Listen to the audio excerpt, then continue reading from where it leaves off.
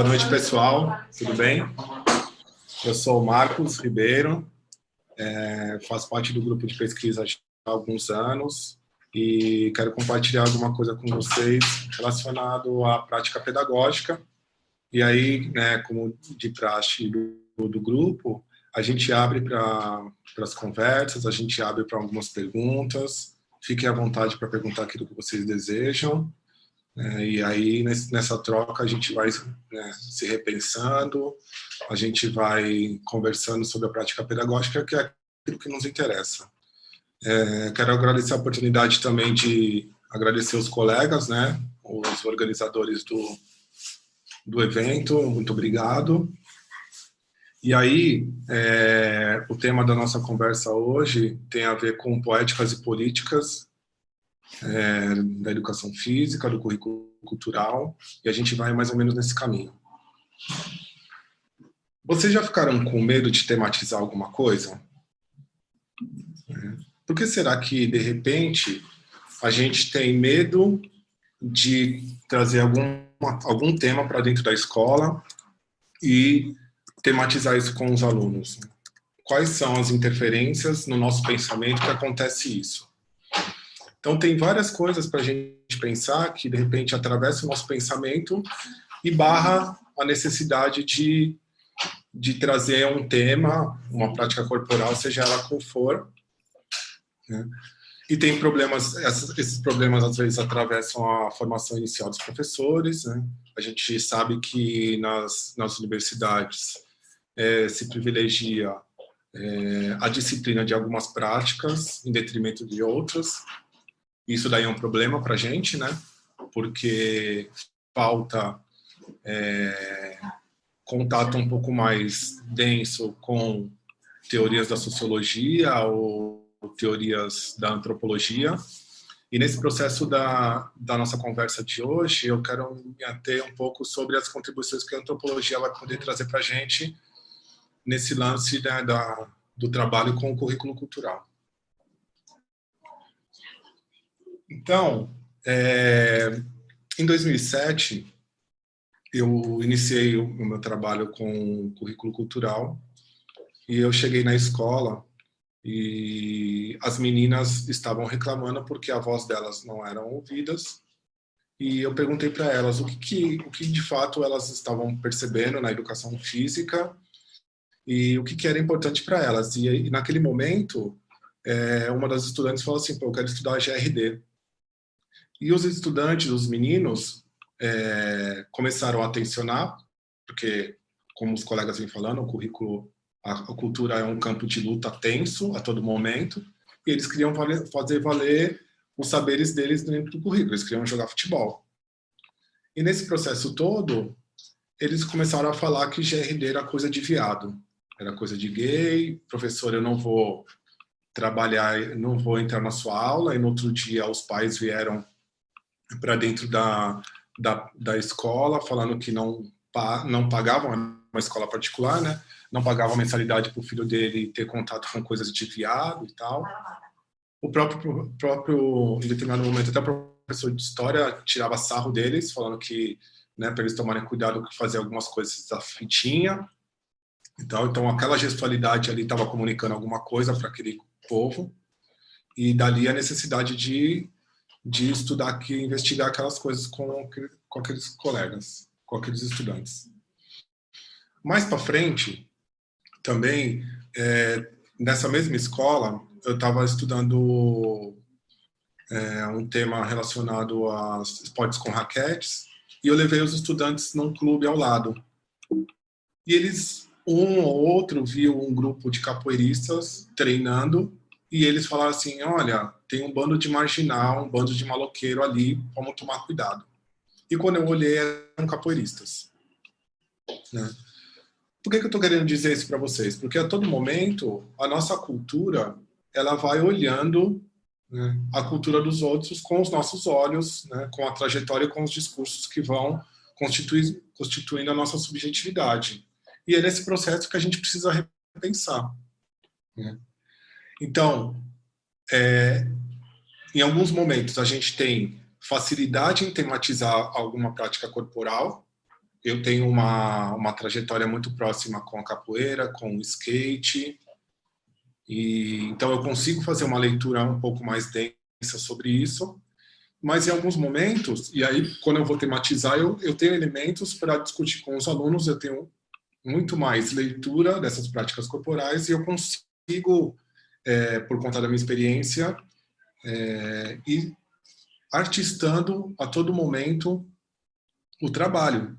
Né? A partir do momento que os alunos vão falando, eu vou problematizando, vão aparecendo algumas coisas e eu vou trazendo elementos para nutrir a conversa, desconstruir algumas coisas, porque eu já tenho uma certa trajetória, um cabedal de conhecimentos que me permite isso.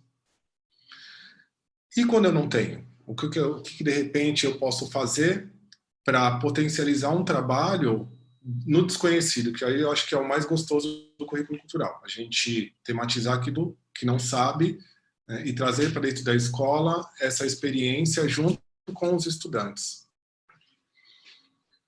É muito comum os antropólogos, quando vão fazer as suas pesquisas, se aproximar, né, a partir do método da etnografia, se aproximar de um grupo cultural e, ao mesmo tempo, eles começam a descrever tudo aquilo que constitui os códigos daquele grupo.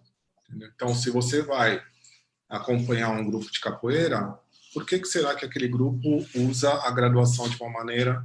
Porque, de repente, na roda de capoeira tem 3 berimbaus e não 2, né?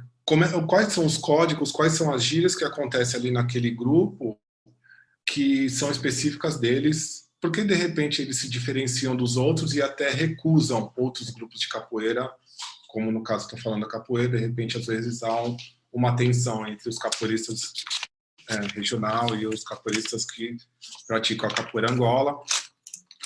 Então, quando você vai tematizar aquilo que você não conhece com os estudantes, é importante que você, na medida do possível, emerja num grupo cultural que você escolheu a partir do tema e você fique ali durante um tempo entendendo com aquelas pessoas o que acontece na vida, naqueles códigos, né? E como é que essas pessoas aprendem. Então, vou dar um exemplo de outra prática corporal. Como é que os skatistas aprendem a andar de skate? Não tem uma pedagogia sistematizada. Hoje em dia até tem, né? Escolas de capoeira, escolas de skate e tal, mas em geral os skatistas eles estão na rua, eles assistem vídeos, eles perguntam para o outro como é que coloca o pé, como é que não coloca, se vai mais rápido, se não vai, e vão exercitando ali, vão se apropriando e vão aprendendo toda aquela gestualidade. Né? E no currículo cultural é mais ou menos assim. A pedagogia ela é muito próxima daquilo que acontece no cotidiano. Entendeu? O professor ele não precisa ficar na centralidade ali ensinando alguns códigos, ensinando a melhor maneira de exercer a gestualidade, porque a gente está preso a uma outra racionalidade e a uma outra política, né, de fazer valer ali dentro da sala de aula. Então é nesse processo que a gente vai. E a etnografia ela é muito importante porque você vai permitir que você escute a partir do próprio representante o que é aquela prática para ele. Há pouco tempo atrás eu fiz um trabalho de K-pop e a gente foi conversando com os próprios estudantes da escola que eram praticantes do K-pop. E eles foram explicando para a gente que o K-pop ele é uma prática, né, que tem muita relação com os jovens de hoje e que aquela música para eles traz um certo alívio como experiência de vida. Então, se para alguns estudantes olham aquela prática a partir do seu olhar e fala que o K-pop é uma coisa estranha, é uma coisa de gay, como aconteceu lá na escola, para aquelas praticantes não tinha nada a ver. É mais ou menos assim. Quando você conhece uma pessoa e aí você cria uma imagem dela, a partir do momento que você passa a ter contato com ela, às vezes você fala assim, pô, essa pessoa não era nada aquilo que eu pensava, né? Você muda o olhar. Pode ser que não, né? Pode ser que a pessoa é aquilo mesmo, né? E fortaleça, mas geralmente é mais ou menos nesse processo de encontro com o outro que o seu olhar muda. Tem a ver com relações de poder, tem a ver com os discursos que você acessa. Voltando novamente à questão da capoeira, quando eu fui conversar com os estudantes, por que eles achavam que os capoeiristas eles eram pessoas fedidas, marginais, a estudante falou assim, porque o meu pai, todo dia que eu acordo de manhã, ele fala pra gente, olha, toma cuidado, aquele bando de maloqueiro, barulhento, olha a casa dele como é suja e tal. E no contato com os capoeiristas, eu fiz questão de levar os estudantes para conversar com aqueles capoeiristas, os próprios estudantes narravam e falavam assim, nossa, professor, eu não imaginava que era isso. Para mim, a minha imagem que eu tinha deles é que eles eram aquilo que meu pai falava. Né? Então, tem essa política no currículo cultural da gente, a gente borrar e criar uma outra imagem do outro, uma outra representação cultural desse grupo, né? Porque aí permite que os estudantes acessem aquelas práticas corporais sem ter toda aquela imagem que produz um certo tipo de preconceito, com aqueles grupos. Bom, boa noite a todas e a todos, né? Primeiramente, agradecer aí ao espaço, né, em estar aqui nesse evento, agradecer ao Guilherme, ao Elton, a todos os organizadores e organizadoras do evento.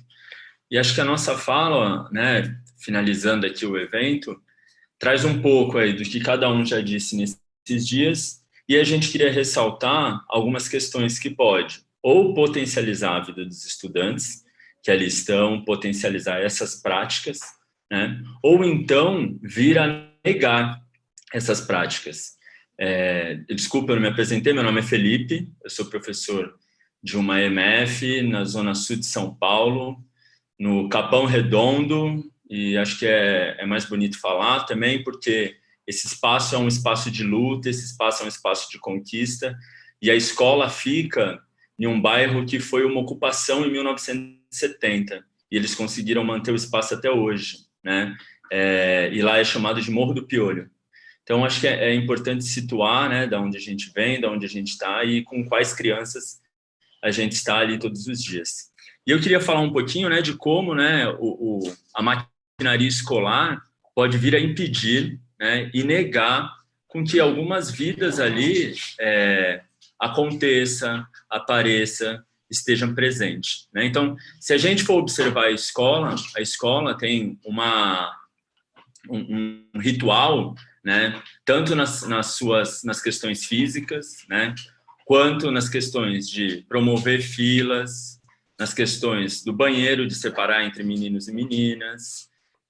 O espaço da quadra, muitas vezes, só é acessado pelo professor de educação física e outro professor não pode acessar aquele espaço, né? Eu defendo que esse espaço é um espaço da escola, então, sendo assim, um espaço de todos e todas. Então, nesse sentido, todos os professores devem acessar aquele espaço ali, né? Assim como a sala de vídeo, assim como a sala de leitura, assim como todos os espaços da escola, que infelizmente, né, alguns professores e professoras, né, atuam diferentemente disso, praticamente privatizando o espaço a seu uso próprio, né? Então, é triste a gente ver isso quando se diz respeito a escolas públicas, né? Então, com todos esses mecanismos que a escola faz, ela acaba fazendo com que algumas crianças, com que alguns jovens, com que alguns adultos e idosos, infelizmente, não acessem esse espaço,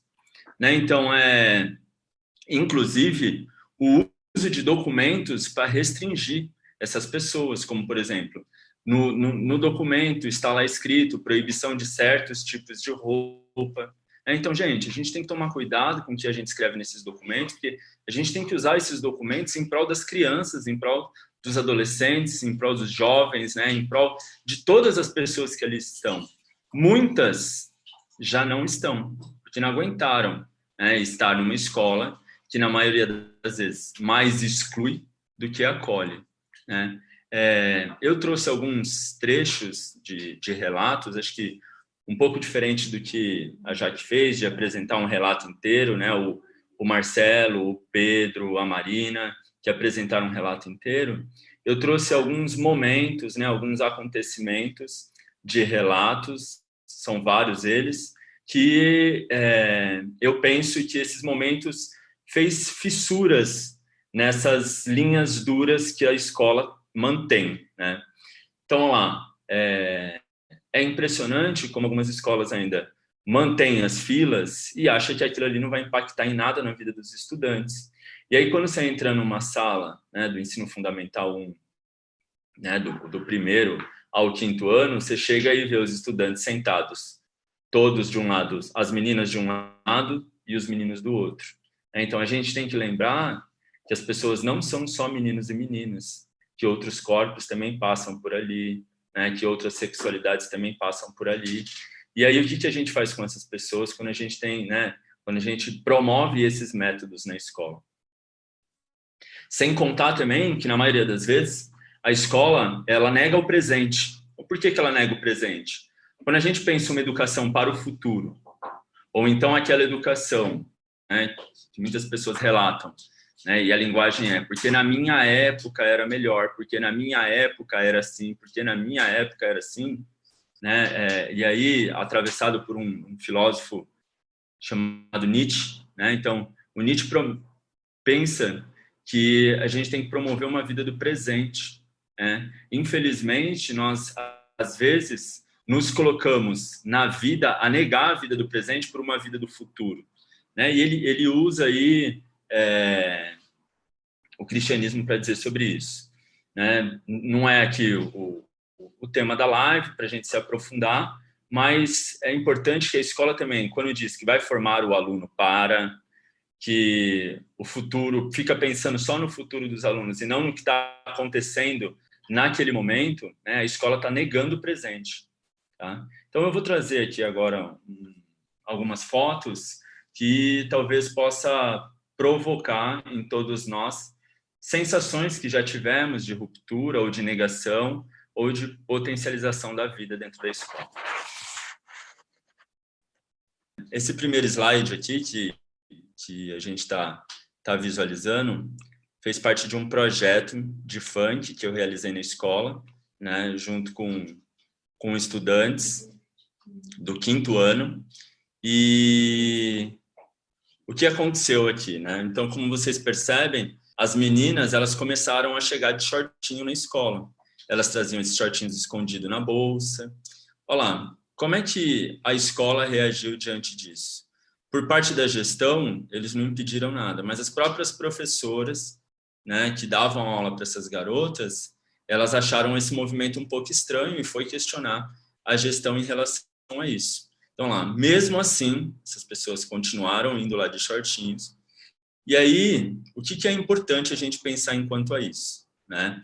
E aí eu vou lembrar, acho que a pergunta do Alexandre Salomão, o professor Pedro, sobre os marcadores sociais, né? Então, na maioria das vezes, quando a gente vai fazer certas problematizações, né, a gente corre o risco de problematizar questões que estão coladas com a prática, né? Então, é importante dizer isso, né? Porque nesse momento os questionamentos eram feitos pelas professoras e não pelos estudantes. Os estudantes a todo momento respeitaram as estudantes que estavam aí de shorts.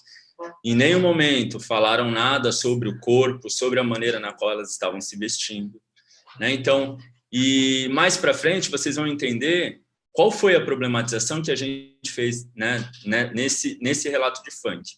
Então, por que eu digo isso, né? A lógica que se coloca dentro disso ao ver essas meninas, há uma necessidade, né, extrema do professor falar sobre isso, do professor falar sobre esses shortinhos. Só que quando a gente pensa, né, que as aulas são artistadas, a gente está lá reconhecendo e ouvindo o que os estudantes estão falando, não dá para a gente ficar colocando coisas que não aconteceram, né, em relação aos alunos, do jeito que a gente quer. É importante que a gente, de fato, ouçam o que está acontecendo para poder fazer as problematizações. Essa foto aqui mostra e traz o que a gente fez nas problematizações. Então, né, atento a algumas das coisas que o Marquinhos trouxe aqui sobre a etnografia, o professor Felipe não é funkeiro. Então, o que eu tive que fazer para poder estudar o funk? Eu tive que ir lá conhecer como é que o baile funciona, eu tive que conversar com os alunos sobre o funk, e aí nós ficamos sabendo que tinha um grupo de funkeiros que morava próximo da escola, e o nome desse grupo era Bonde do Canguru. Na realidade é um bonde, né? Era o Bonde do Canguru. Então o que o professor Felipe foi fazer? O professor Felipe foi lá atrás dos meninos que representavam o Bonde do Canguru e convidei esses dois para chegarem até a escola. Olha lá que importante. Então, quando essas pessoas chegam na escola, gente, é um evento, né? Por que eu falo isso? Porque era para eles visitarem só a minha sala do 5º ano, que eu estava estudando funk. E o que acontece? Quando eles chegam na escola, os outros estudantes não querem mais ficar na sala, os outros estudantes querem ver o que está acontecendo, olharam lá que o Balão e o Japinha chegou na escola, que o Bonde do Canguru chegou na escola, e eles não querem mais estar naquele espaço. Antes disso, eu tinha feito um movimento com os estudantes deles formularem perguntas para que eles possam fazer essas perguntas para esses dois MCs, né? Se vocês vão perceber aí na foto que eles estão até com algumas folhas aí na mão. E uma pergunta que aconteceu ali genial, né? E uma das funções da educação física, que é a gente conseguir fazer a leitura, né, desses códigos aí na sociedade, como essas questões estão sendo veiculadas. Então, ao assistir lá o Bonde do Canguru no YouTube, esses estudantes percebiam que tinham lá carros, corrente de ouro, champanhe. E aí, olha lá, eles perguntam para os dois se tudo aquilo que tinha lá no clipe era deles. E aí um deles fala assim, não, é tudo alugado, não é nada da gente. Então, olha que interessante, gente. Os estudantes estavam assistindo os vídeos de funk achando que tudo aquilo que estava lá no clipe eram desses dois MCs. Quando eles recebem, né, a resposta dos dois de que não era deles, eles começam a ler essa prática de maneira diferente. Então, há mais uma possibilidade de leitura do funk, né? Então, isso é importante e isso também acabou criando rupturas ali em alguns movimentos que vinham acontecendo nessa escola.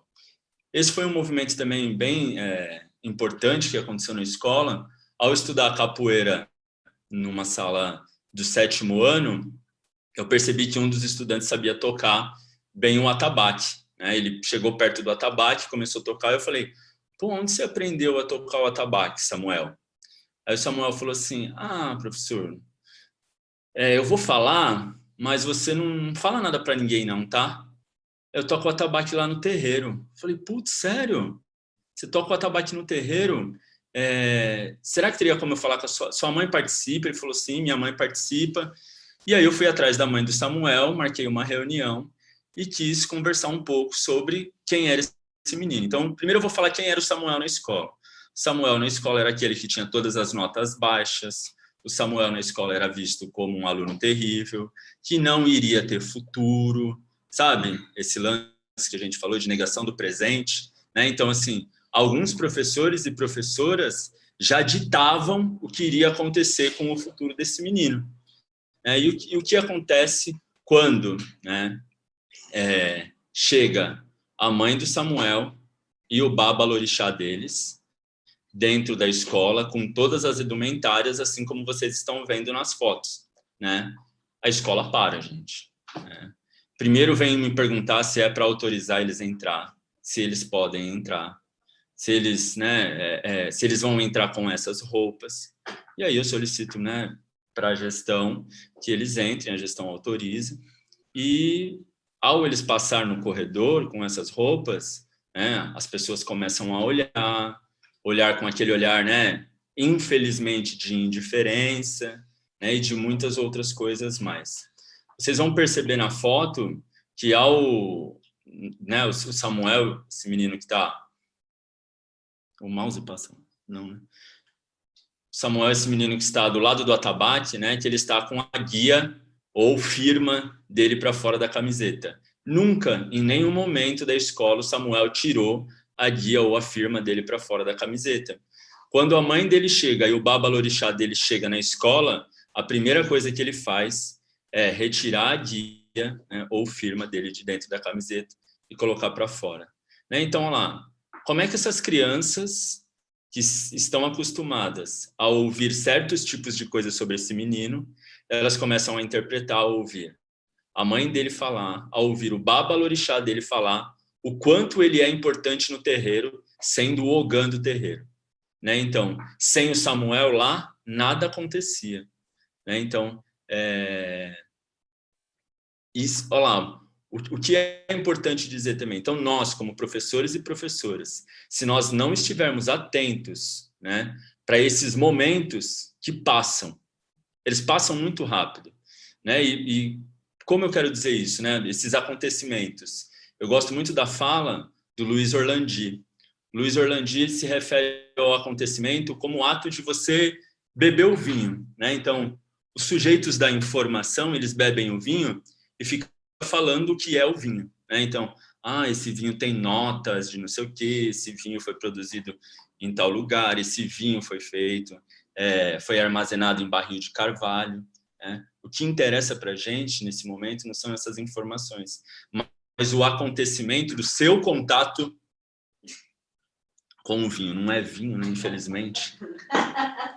O seu contato com o vinho, né? O que acontece, o que fica desse efeito. Né? Então, ao a gente se relacionar com esses acontecimentos, ao isso passar pela escola, gente, pode ser que não mude muitas coisas na escola, mas cria fissuras, cria rasuras, e dessas fissuras e dessas rasuras, tenham certezas que outras possibilidades de vida irão emergir.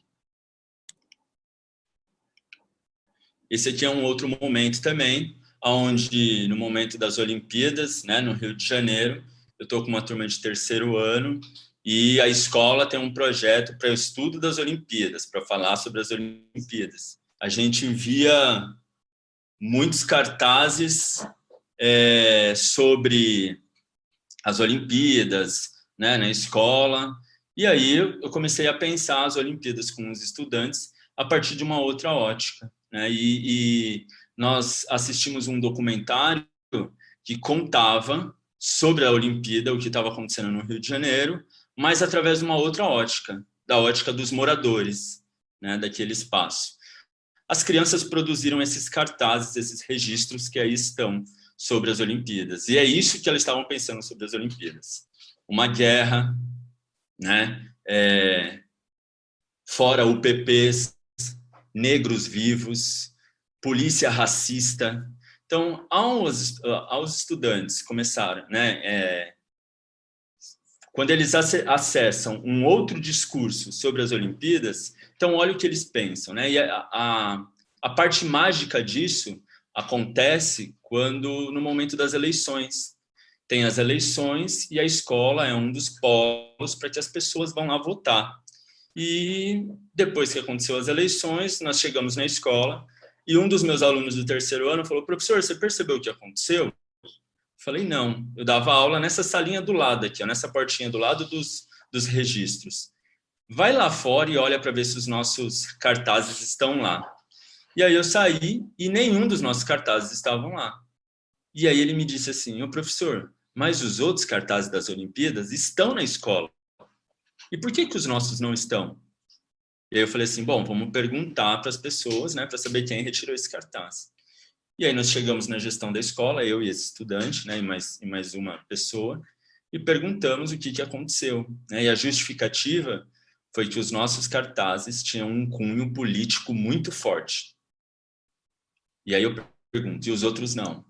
Né? Então, ao as crianças acessarem isso, elas perceberam que certos discursos ali, né, estão sendo negados, e elas perceberam também o que elas estavam produzindo, né? Muitas vezes, os próprios professores eles também passam por esse processo de entendimento, né, de acesso de outros discursos, que nem até responder um pouco dessa observação, não é uma pergunta, mas o Gleidson Castro fez uma observação interessante, né, que é a importância do desafio dentro do currículo culturalista, que não é culturalista, é cultural, mas tudo bem, e é uma ótima oportunidade até de nós professores, ampliarmos nossos conhecimentos. Há uns 2 anos atrás, eu estava fazendo a minha pesquisa de mestrado, que acabei investigando os efeitos do currículo cultural nos estudantes, né? E uma professora pedagoga, ela acompanhou todo o trabalho que a gente vinha fazendo sobre a tematização da capoeira. E ela ficou quieta, porque a trajetória dela tinha muita relação com outro tipo de religião, e mesmo assim ela aceitou o convite e foi acompanhando o processo na dela, numa boa, assim, a professora Elaine, uma pessoa muito bacana. No final do trabalho, durante o trabalho, ela pediu para que, ela falou que conhecia alguns capoeiristas e a gente acabou entrevistando o cunhado dela. E o cunhado, na entrevista, falou assim, olha, eu já viajei em vários lugares do país e para outros países também, né? Já ganhei dinheiro, tem capoeiristas que às vezes dá palestra ganhando R$ 5.000, e eu vivo minha vida muito bem. E ela achava que o cunhado dela era um vagabundo, né? Ela não queria que o cunhado dela continuasse casado com a irmã dela, porque o cara era capoeirista e como ela via durante o dia o cara em casa ou às vezes descansando, né, porque dava aula à noite de capoeira em outros momentos, ela achava que o cara era um vagabundo. E no final do trabalho, ela me escreve uma carta anunciando todo o efeito do trabalho e como aquilo foi importante para ela repensar a maneira como ela olhava os capoeiristas e até como ela olhava o cunhado dela, né? Então ela abriu uma possibilidade de um outro olhar para aquele grupo de capoeira, vários capoeiristas e até para a própria família dela, por conta dos discursos que estavam constituindo o pensamento dela, que eram e ao contrário a tudo isso. Então, vamos lá. Esse outro momento aí na escola é o momento que eu chego e a gente vai estudar o sumô, né?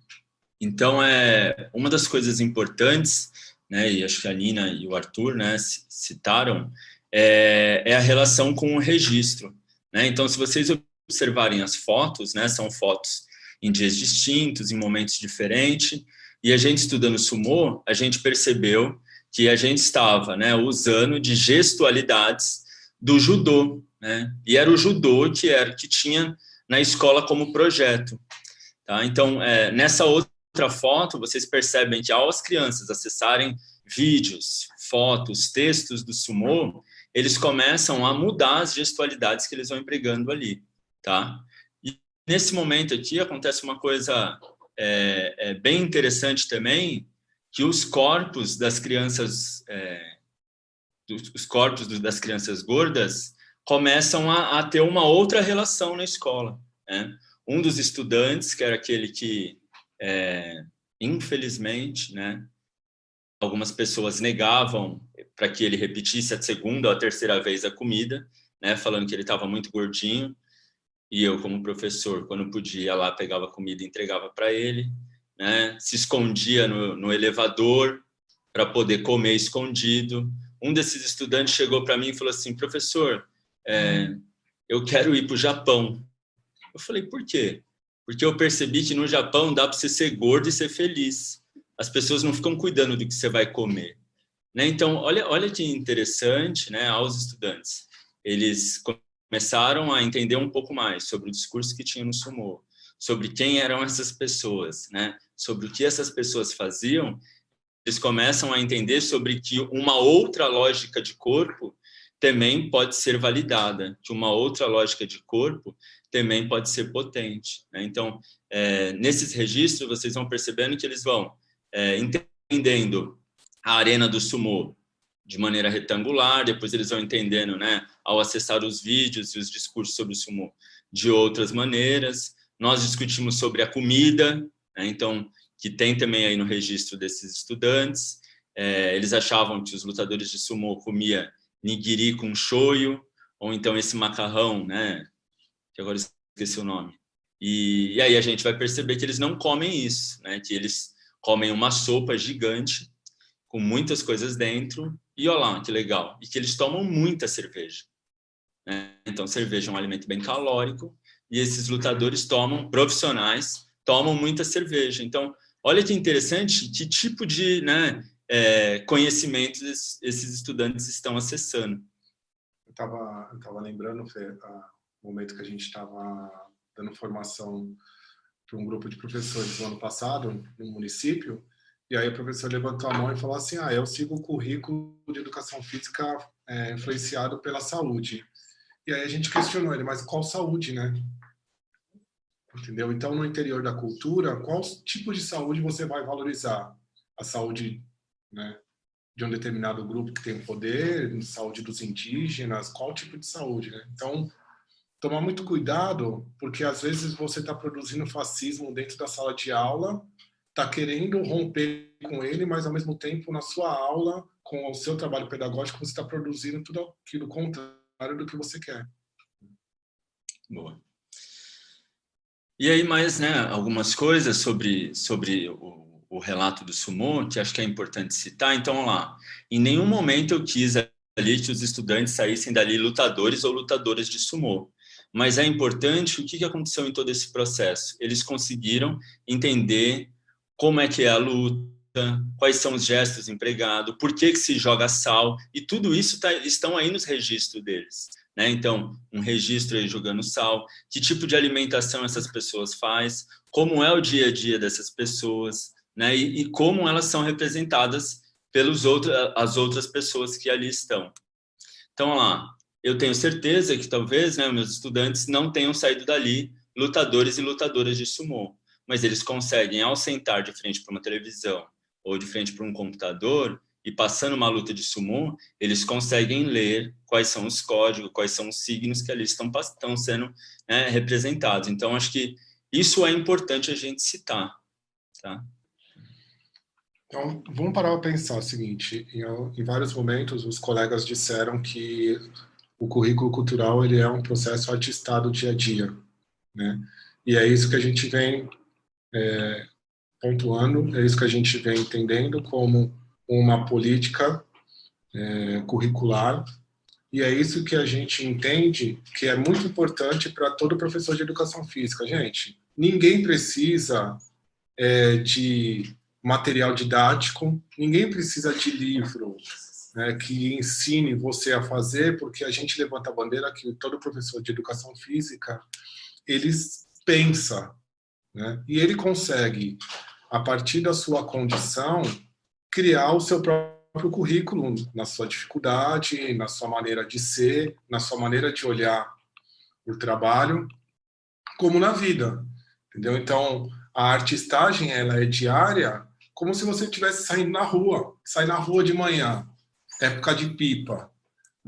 Se você virar na esquina e no dia anterior você comeu a linha dos meninos, você pode se preparar, né? E você tem que estar preparado, né? Com um pedaço de pau na mão, com um tijolo, porque se você não trocar com eles e sair correndo, você vai tomar um pau.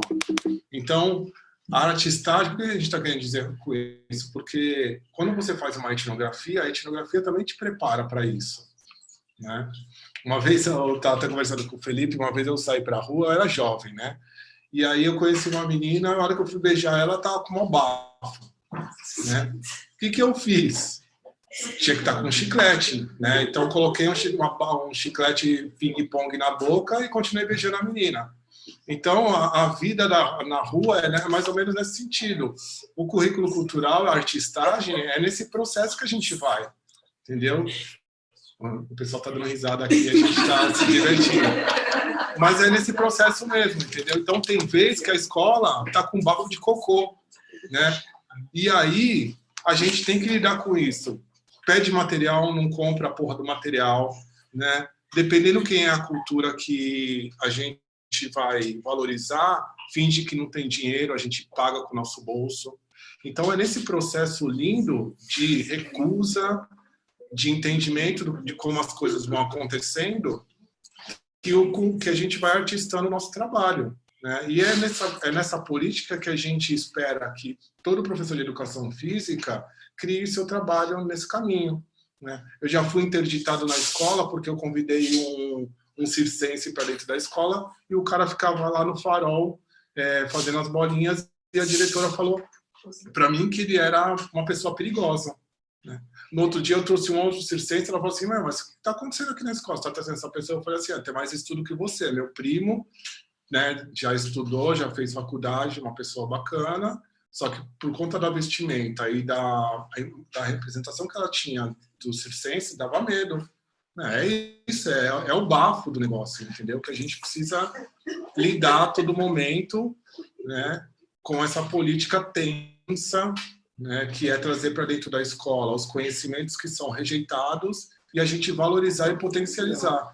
E detalhe, não é você ficar trazendo, por exemplo, o skate e falar assim, olha, né, ele ajuda na habilidade, na autonomia, não é nada disso, entendeu? É trazer as práticas corporais para potencializar ela do jeito que ela é, entendeu? Se dança de uma maneira, né, se comunica de outra, se você vai tematizar a pipa e ensina os moleques a fazer cortante, né? Não tem que ficar falando mal da pipa, tem que questionar todos esses discursos e fazer as crianças olharem essa cultura com outro olhar, né?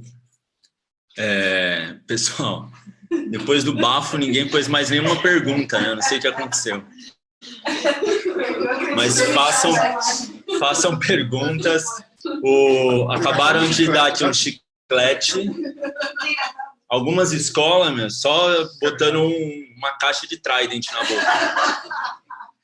Mas, gente, né, brincadeiras à parte, é isso, né? Eu acho que é importante que a gente cada vez mais se aproxime de um pensamento esquizofrênico, né? E o que é um pensamento esquizofrênico? É aquele que não tem paradeiro, que quando você acha que capturou, ele já está em outro lugar. Quando você acha que falou e deu certo, ele deixa de ser, né? E a gente pode fazer isso com as nossas práticas, com os encaminhamentos didáticos que a gente faz com os estudantes, trazendo outros discursos, trazendo outras possibilidades de ser, trazendo outras pessoas. Então, olha lá, então, um exemplo, né? Está estudando futebol feminino. Então, em vez de trazer lá a Marta, por que não traz a pessoa lá que talvez jogue futebol na escola, na comunidade, e daí por diante, né? Nós temos que borrar essas questões também. Ou a Jaqueline também, viu? Bate uma bola e toda vez ela não me escolhe para entrar no time dela. Aqui uma pergunta, ó. Vamos responder a pergunta do Thales aqui. Da hora, Thales, a pergunta, ó. Quais seriam os efeitos do currículo cultural? Como pensar uma política curricular cultural para a educação física frente às imposições da gestão e frente à BNCC? Primeiro, sou professor da rede municipal, não sigo o currículo da prefeitura. Não sigo, porque para mim, eu ajudei a escrever, eu rejeito esse documento, né, por conta da maneira tecnicista como vem constituindo e, para mim, não interessa, entendeu? Então, eu sei o que é melhor para os meus estudantes e eu, politicamente, sigo o currículo cultural. E detalhe, para mim, a BNCC, né, como um documento, principalmente na sua terceira versão, é um documento muito complicado, né? Os colegas já falaram sobre isso e a gente rejeita veemente esses documentos, entendeu? Então, não é só porque você é de uma rede A ou B que você vai seguir aquilo que está escrito. Não, nada disso, entendeu? Não é só porque, principalmente porque muitas redes municipais e tal, tem, principalmente a estadual daqui de São Paulo, tem um documento que, né, ele olha o professor como se fosse um anencéfalo, né? Como se fosse uma pessoa que não pudesse pensar, né? Traz aula a aula, fala para ele o que tem que pensar, e o currículo cultural rompe com tudo isso daí. E os efeitos desse trabalho é a maneira como os estudantes eles passam a olhar aquilo que eles olhavam de uma determinada maneira de um outro olhar. É óbvio que a gente às vezes não controla, mas a gente vem percebendo, e através de pesquisa a gente já tem dados para perceber isso, que os efeitos mudam. Então, quando os estudantes acessam outros discursos sobre a prática corporal, não que aqueles discursos vão sumir, mas muitas vezes eles passam a ser vistos de uma outra maneira. Acho que colaborando para tentar responder a pergunta do Thales, né? Thales, eu acho que todos nós aqui tentamos pelo menos, ao ter certas imposições, ir para um diálogo. Se a gente percebe que esse diálogo não é possível, nós temos nas nossas aulas também máquinas de guerras contra isso.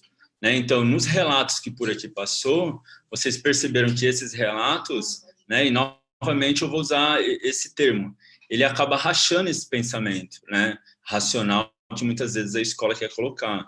Esse pensamento de molde, de forma, como lá na live lá que o Rubens, a Alessandra e o Mário estavam, o Rubens cita.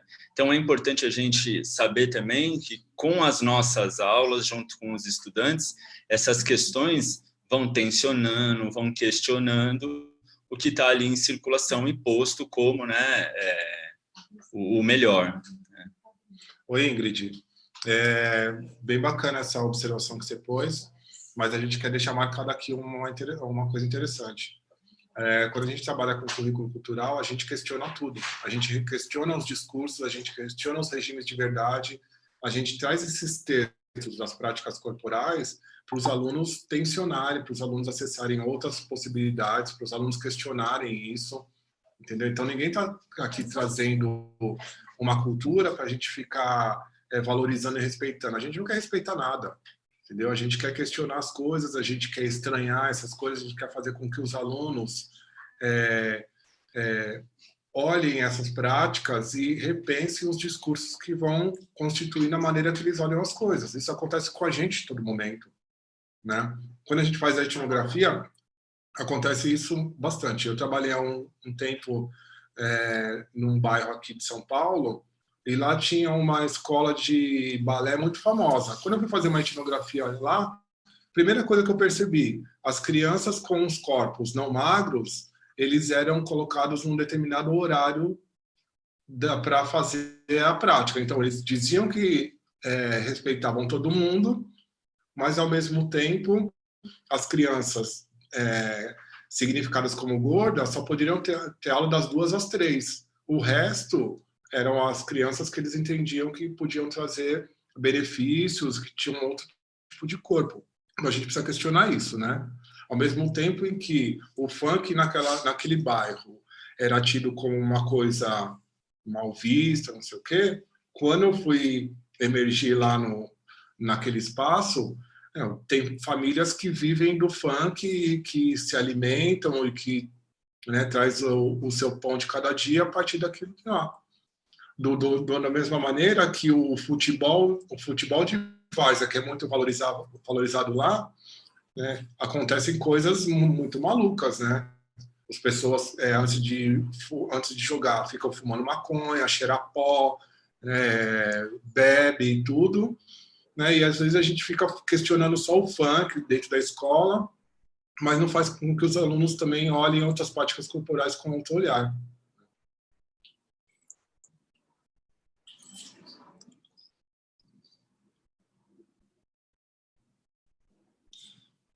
O Gleidson fez uma pergunta aqui, Marcos. Vocês sabem responder por que a BNCC, a temática culturalista, tem pouca importância? Então, o Gleidson, a BNCC é um documento criado por muitas pessoas, muitos pesquisadores, e é um documento que tem uma atenção como qualquer outro, Então, as pessoas que estiveram à frente em um determinado momento tensionaram e quiseram valorizar algumas coisas do currículo cultural, entendeu? Só que em outros momentos, o que a gente percebeu é que esse documento foi devorado pelos neoliberais, e aí se apropriaram de taxonomia de Bloom, de classificações como práticas corporais de aventura, e isso daí foi se distanciando de outras coisas, E como é um documento em nível nacional, acho que também é muito complexo de ficar valorizando um determinado currículo ou outro, A gente também não tem a intenção de fazer com que isso se torne hegemônico, a gente não quer isso. A gente valoriza também outros olhares e tal, mas o documento ele traz elementos que não dialogam com nada assim, do currículo cultural. É isso. Beleza? Então, acho que a gente vai ao mesmo tempo, finalizando, agradecendo, deixando em aberto, mais para frente, se vocês quiserem mandar questões para a gente vai dialogando. Muito obrigado aí pelo tempo que vocês se dispuseram a ouvir a gente, né, a questionar os nossos olhares. A gente vai agradecendo aqui. Então, nós queremos agradecer em nome do Grupo de Pesquisa de Educação Física Escolar, aqui da Faculdade de Educação da USP, né, ao Guilherme, ao Elton, a todo o grupo organizador do CONEF, a todas as pessoas que estão aí assistindo, a sexta-feira, às 8h55, né? Então, agradecemos a oportunidade. Eu também agradeço pelo dia, pela possibilidade de estar aqui. Essa semana não foi uma semana muito tranquila na escola, mas esses espaços, esses momentos, essas oportunidades nos alimentam e faz com que a gente tenha mais força para ir lá na escola lutar por um espaço realmente democrático, por um espaço que realmente reconheça e respeite as vidas das crianças que ali estão e muitas vezes não tentem só forjá-las para, né, o que os grandes aí querem. O Helder fez uma pergunta ali, eu acho que junto com o Thales dá para a gente responder rapidinho. E também já deixar marcado, acesse aí o site do GPF, www.gpf.fe.usp.br, lá tem os nossos relatos, né? Escrevam em cima, questione, manda perguntas, né? Fiquem à vontade para compartilhar com a gente. E acompanhe a gente nas redes sociais. No meio do ano também nós organizaremos o CEMEF. Apareçam por aqui, pode estar aberta para qualquer pesquisador e tal. E professores também, né? Para todas as pessoas, né, que quiserem chegar aqui. Quem tem bafo, quem vive na rua. Todo mundo. Thales e Helder, né? Tentando responder a pergunta aí, né? Eu acho que nesses vários momentos aí que a gente mostra dos trabalhos sendo feitos, a maioria desses trabalhos tensionam algumas questões ali da escola. Então, o uso de roupa, né? Os espaços que são permitidos ser utilizados, né? Em vários momentos, né? Eu tive problema para usar a sala de informática, eu tive problema para usar até o tatame da escola, que o professor de judô privatizava o tatame, ele colocava o cadeado dele lá, para a gente não acessar. Então, acho que a nossa aula, ela cria esses movimentos de ruptura quando a gente vai para esses enfrentamentos, né, e faz com que esses discursos, né, efetuados por essas pessoas sejam desestabilizados. Isso não significa que eles irão deixar de existir.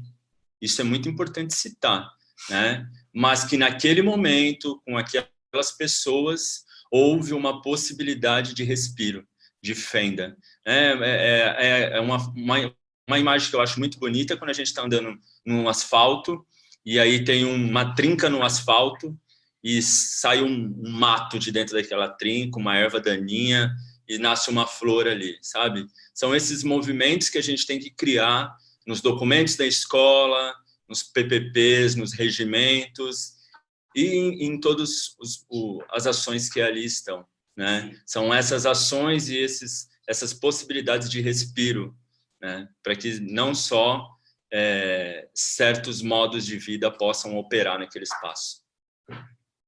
Valeu. Mais alguma questão? Não. Então é isso. Obrigado a todos e a todas e até aqueles que, infelizmente, pela linguagem eu não consigo representar. E é isso. Estamos juntos. Viva a luta por uma educação física cada vez mais justa, que reconheça todas as pessoas de fato.